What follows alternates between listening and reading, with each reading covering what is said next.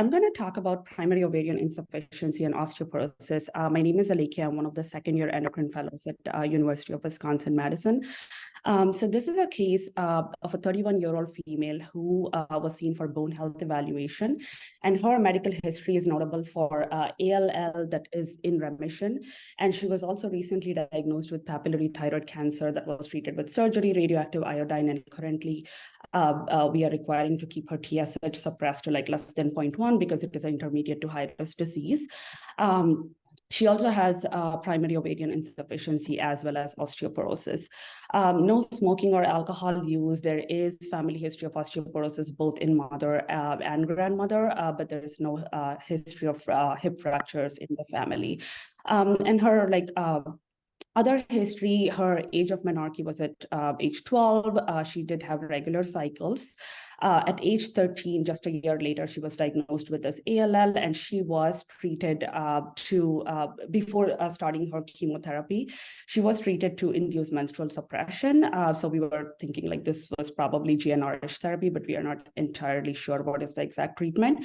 For a couple years, from age 13 to 15, she was treated with steroids and chemotherapy. And then at age 16, she was kind of like in remission for a year, during which she had a few menstrual cycles. And then age 17, she did have a recurrence of the tumor with CNS involvement. So this required like reinduction, a couple cycles, and then she also had cranial radiation. This was followed by bone marrow transplant, followed by alkylating agent chemotherapy, as well as total body irradiation. And since then, she has been amenorrheic. Age 19, she did have some symptoms that have been attributed to graft versus host disease, and possible she had some steroid treatment, but not entirely sure. And then other complications, she did have avascular necrosis of the hip and shoulder joints, contractures in the lower extremities that has led to limited ambulation. Currently, I think she's pretty much like wheelchair bound. And then this was like kind of her first evaluation at age 29 when she was evaluated for amenorrhea as well as osteoporosis.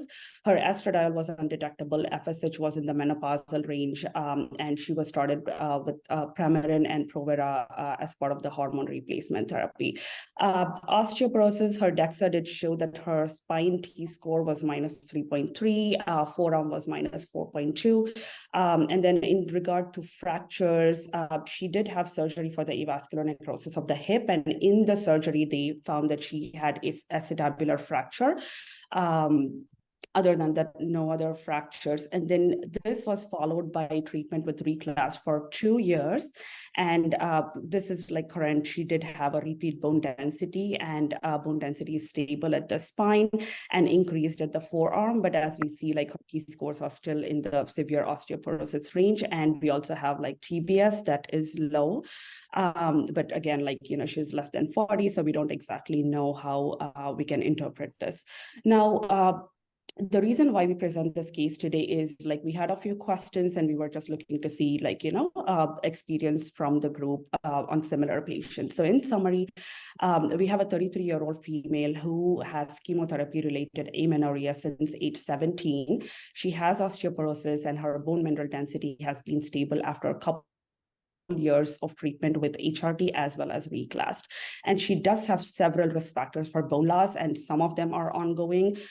History of cancer, bone marrow transplant, chemotherapy, radiation therapy, prior steroid use, immobility, TSH suppression to less than 0.1, primary ovarian insufficiency, and there was like a significant delay in initiating hormone replacement therapy.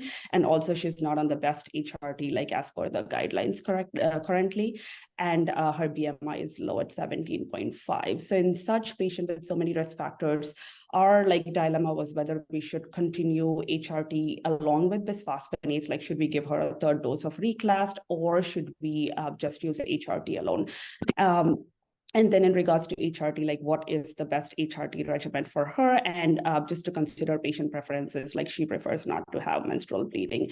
Now, just to talk a little bit about why this is important is there are 18 million cancer survivors in the US as of Jan 2022, and the number of cancer survivors with osteoporosis is increasing, and most commonly with breast cancer and prostate cancer.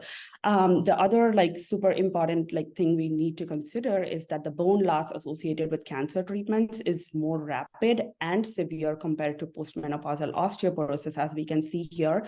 The lumbar spine bone mineral density loss at 1 year in men with aging or menopause is 0.5 to 2%, whereas with some of these treatments, like the aromatase inhibitor plus GnRH therapy is 7%, and then ovarian failure is associated with 7.7% bone loss at the spine. And then chemotherapy and radiation, acute ovarian failure can happen immediately, just within weeks of treatment. And this happens due to the damage to follicles and also reduced number of follicles. However, this can be transient. So depending on the patient's age, their pre-treatment ovarian reserve, which can be estimated according to, based on AMH, like anti-Mullerian hormone, or antral follicular count, the type of treatment they are receiving, the menstrual function can resume even several months after completion of treatment. But even after resumption of menses, the rates of infertility and POI are significantly higher in this population compared to their peers. And then the risk factors for ovarian failure can be related to chemotherapy, like what is the age of the patient, what is the regimen, and the risk is highest with alkylating agents, and what is the dose of treatment. Radiation therapy, of course, the location is important. Anything that involves ovaries is, of course, a significant factor. The dose of the radiation, higher the dose, higher the risk, and fractionation. So fractions are better than single high dose radiation. Combination of chemo and radiation is also high risk. And in addition to that, if the patient is on any endocrine treatments that increase the risk, that can add to the risk. So it's crucial that all cancer patients should undergo pre-treatment counseling and evaluation, and they should be counseled about bone health. And most of these are pretty much what we do for general population: calcium, vitamin D, exercise, dental care, fall prevention, smoking, and alcohol use. But I think we need to recognize the fact that this can be pretty difficult for patients who are dealing with cancers and chemotherapy. And then screening, it's recommended that we screen with DEXA, including FRAX assessment, although it's difficult when the patients are less than 40 years old, to use FRAX. So the indications of screening are if the patient has cancer and any of these following general risk factors for osteoporosis. If the patient is prescribed a cancer treatment that causes bone loss, and at the time of diagnosis of POI. And then some considerations about DEXA and FRAX. The FRAX may underestimate the risk in this population because the tool has not been validated for cancer patients. So the ASCO guidelines do recommend that survivors of cancer who are receiving some of these high-risk treatments, like the androgen deprivation, aromatase inhibitors, GnRH agonists, chronic steroids, if they are undergoing allogeneic transplantation or who develop chemotherapy-induced ovarian failure. So if they have any of these, we should check the box, which says secondary osteoporosis. The other caveat is that this tool has not been validated for patients aged less than 40 years. So we kind of pretty much use the same definitions that we have for fragility fractures, or the ISCD definition of Z-score less than -2 or T-score less than -2.5, depending on whether they are pre or post-menopausal. The International Osteoporosis Foundation specifically talks about diagnosing osteoporosis in young adults with secondary osteoporosis, but they do use a similar cutoff T-score of less than or equal to -2.5, but they also say how the relation between BMD and fractures in this young population has not been well established. And then treatment of osteoporosis in POI, the first line treatment is hormone replacement therapy, and we usually do this from diagnosis to the age of natural menopause. And any delay in treatment is associated with added bone loss. Second line treatments are bone modifying agents like bisphosphonates and denosumab. So the ACOG 2017 recommendations specifically mention, in contrast to treatment of postmenopausal osteopenia or osteoporosis, which focuses on bisphosphonates bisphosphonates as first line. Low bone mass in women with POI is managed most appropriately with hormone replacement therapy.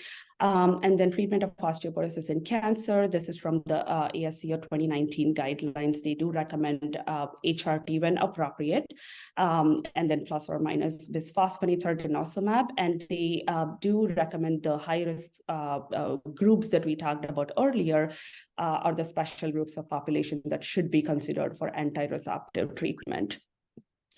And then HRT considerations in this population, it can, truly be contraindicated in hormone-responsive cancers like breast cancer. So in those cases, we might certainly use bisphosphonates or denosumab.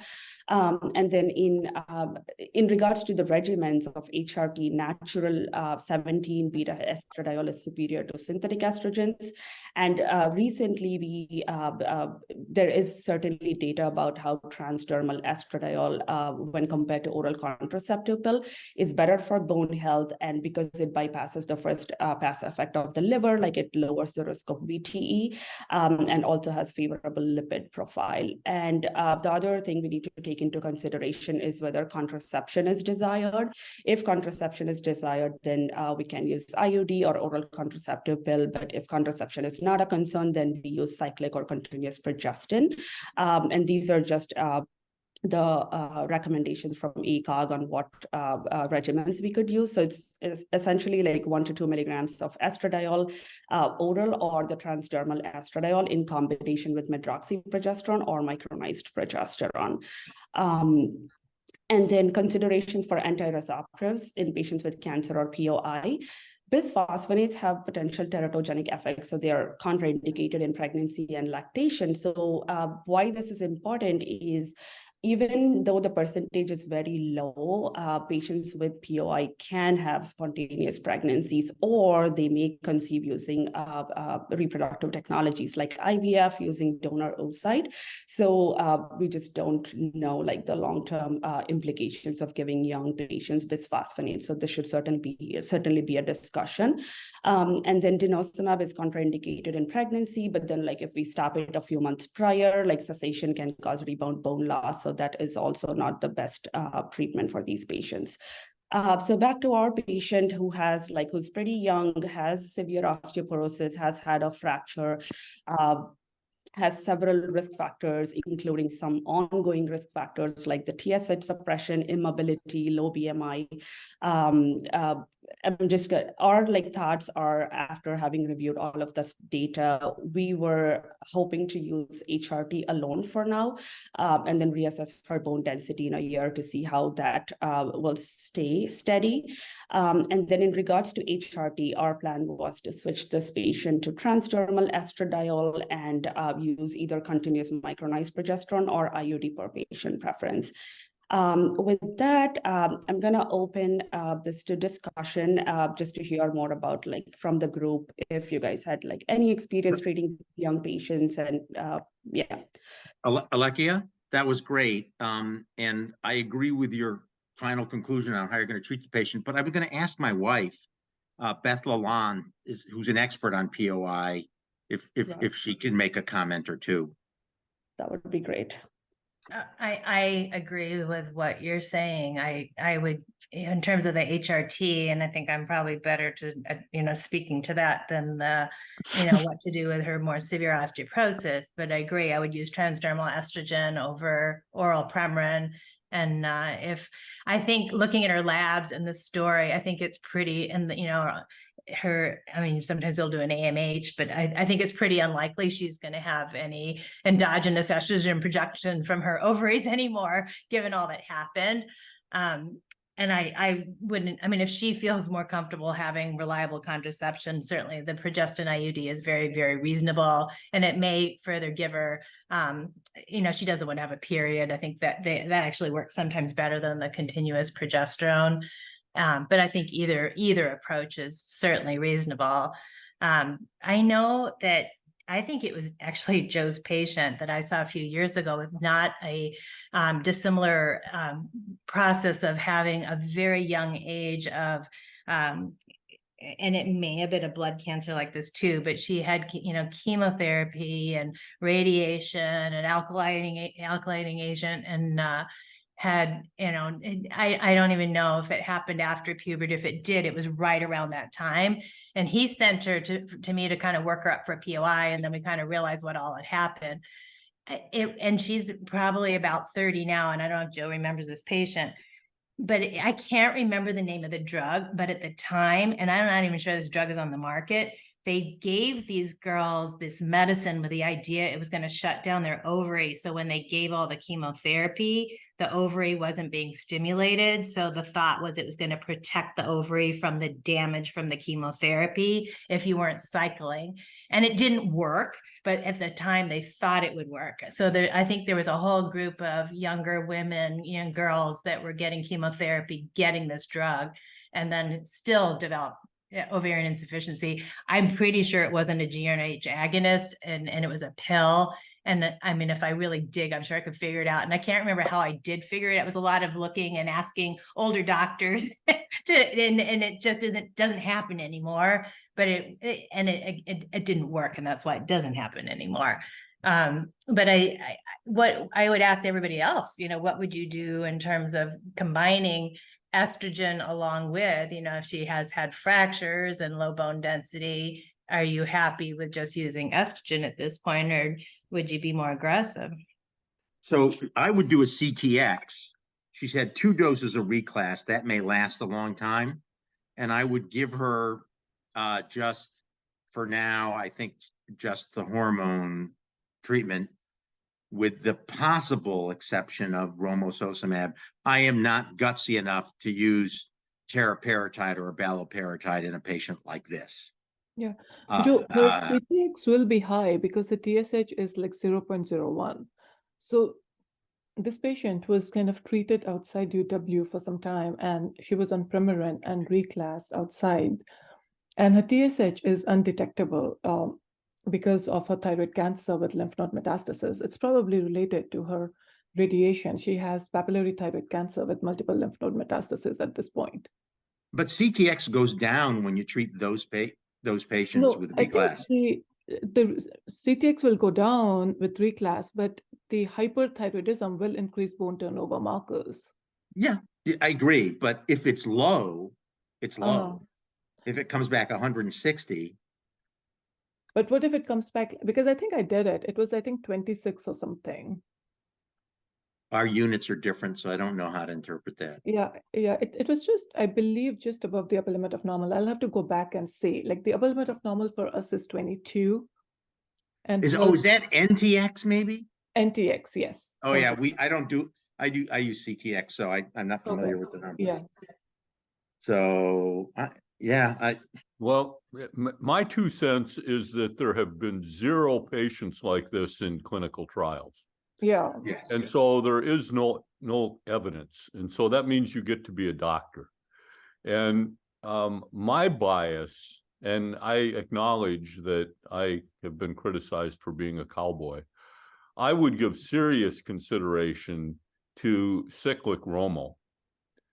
And I would think about using it for a really short duration, like 3 months, not longer than 6 months.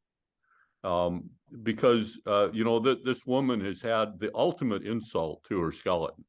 She didn't accrue, she didn't see estrogen, she got this, that, and the other skeletal toxin. And here you are, and she's the ripe old age of 33. I would think about intermittent cyclic Romo, and I acknowledge that there are no data, but there are no data on patients like this. And I agree with Joel. I'm reluctant to use the PTH analogs in folks who have had a bone marrow malignancy, perhaps largely for theoretical reasons. But I would suggest considering that and acknowledging that you have no data.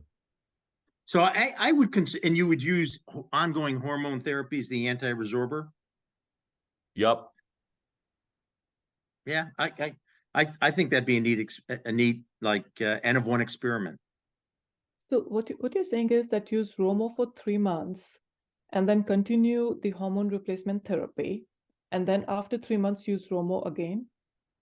Yeah, at some point in time later. Yeah. So when you look at the turnover markers with Romo, they're just incredibly reproducible in that the big bang for the big anabolic bang for the buck is in the first 3 to maybe 4, 5, 6 months. And after that, you've got a modest anti-resorber. And you've already got a modest anti-resorber in the form of hormone therapy. So I would try to optimize anabolic therapy in this person, with the concept being that she's going to be probably around for quite a while, and her bones are awful. And let's use the tools that we got in creative ways. Now that's just, my opinion, and $5 will allow you to get a cup of coffee. I think it's a reasonable thing to do. I think everyone would, we would all give her hormone therapy. Yeah. And it should be definitely transdermal with either continuous progesterone or Mirena or something like that. Yeah. And I'd be really hesitant to use hormone therapy plus a bisphosphonate. What's that? What did you say? I would be real reluctant to use hormones plus a bisphosphonate. I wouldn't add a bisphosphonate into this. Yeah, that was my feeling too. Too much anti-resorptive behavior. But yeah, I think it's I mean I've not done anything like this. I think we probably I don't know the answer. And in it'd be regards interesting to see what you did if you gave her 3 months now and then another 3 months and 12 months and see what happened to her bone density. And then monitor with maybe P1NP or something. Yeah, for what the problem is trying to, do all these. If you start doing them frequently, good luck. You get into a lifespan approach, and I don't know what her long-term survival is, but she's 33. Yeah. We conceivably could be looking at a 30, 40, 50 year consideration of how to treat her bones. Yeah. One question for you: if you do the cyclic Romo, like how many years? Let's say you do it every, the 3 months, and then give her a break for 6, then 3 again. How long would you do that for? Well, that's why I started by saying there are 0 patients in clinical trials like this. Oh no, I know. I'm asking like. So I would think about 3 months of Romo every year, but I'm just totally making that up. The 1 year duration of Romo, that package insert is because that's the way the studies were done. That doesn't mean that you can't be creative with the physiology and the drugs that we've got, in my opinion. I have a question. I could say like the same patient for the expert that as an expert in POA. If this patient had lupus, would you give them hormonal replacement? Beth? I would do for sure transdermal. I wouldn't use oral estrogen in somebody with lupus.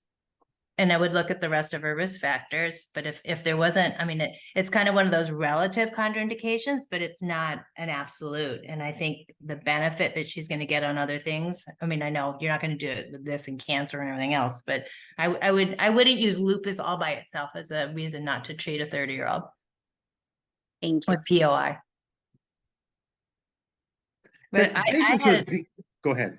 I was going to ask, is with Neil, or if anybody knows, is there data, not in this patient, but is there data at all with raloxifene or estrogen after Romo in terms of it being adequate to maintain the benefit? I don't think so. Is it all bisphosphonates and DNAM? Right. It would be nice to know that. I think about the patients with ONJ and, that you're trying to switch over and now all of a sudden you can't use a typical anti-resorptive drug. I have another patient right now that she's got, a situation. And I said to Joe, I'm thinking about putting her on raloxifene, versus nothing to see if I can, hold the benefit for a little while. And I just don't, I haven't looked, but Yeah, I'm unless there are case reports. Yeah. None of the studies did that. I'm like 95% sure. Neil, do you know? I don't know of any, I am unaware of any studies that have looked at that, but again, this woman would fit into 0 clinical trials. Oh, yeah.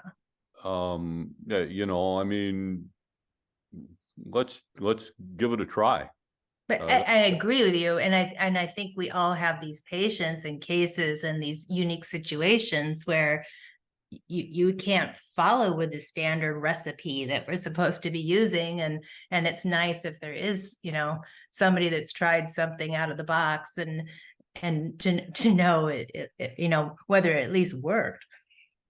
Yeah, and you know, at age 33, if you take sort of a quote standard approach and give her a potent anti-resorber, I would worry down the road about AFF. Yeah. So, you know, this is a woman who's had just an impossible medical history. She has all kinds of luck, and it's all bad. Yeah. Yeah. I mean, yeah, that's true. So, well, thank you all. I like Neil's idea. I bet you her bone density goes up.